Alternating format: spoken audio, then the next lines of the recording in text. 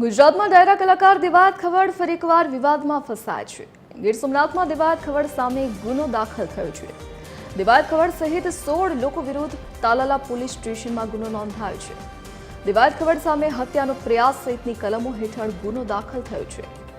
વાહન અથડાવી મૃત્યુ નિપજાવવાની કોશિશ કરી, બંદૂક બતાવી લૂંટ કરી, મારામારી કરવા અંગેની ફરિયાદ નોંધાવવામાં આવી છે। દેવાયત ખવડ સહિત 16 લોકો વિરુદ્ધ ગુનો દાખલ થતા તેઓ ભૂગર્ભમાં ચાલ્યા ગયા।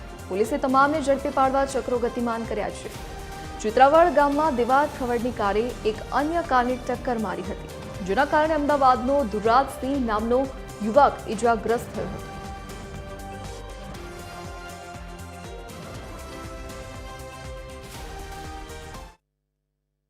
બે ગાડીમાંથી લગભગ 15 થી ઓછા મતલબ 12 થી 13 જણા ગાડીમાંથી ધોકા લઈને બધા નીકળ્યા અને જે ધોકા હતા એ લોખંડના હતા અને જે કાચ આખી ગાડીના કાચ બાજ મારા બધા ફોડી નાખ્યા। પછી મને બહાર કાઢ્યો, મને કીધું બહાર નીકળ અશબ્દ બધા બોલીને, અને મને રિવોલ્વર બતાવી કે આ તારી આટલું 2 નંબરની રિવોલ્વર લાવ્યા છું, તને પાડી દેવાનો છું એમ કરીને મને 4-5 પગમાં જે ધોકા મારે એમાં ફ્રેક્ચર થયું છે અને હાથમાં ફ્રેક્ચર થયું છે। કોઈ હોઈ શકે નહીં, દેવાયત ખવડ પોતે જ છે।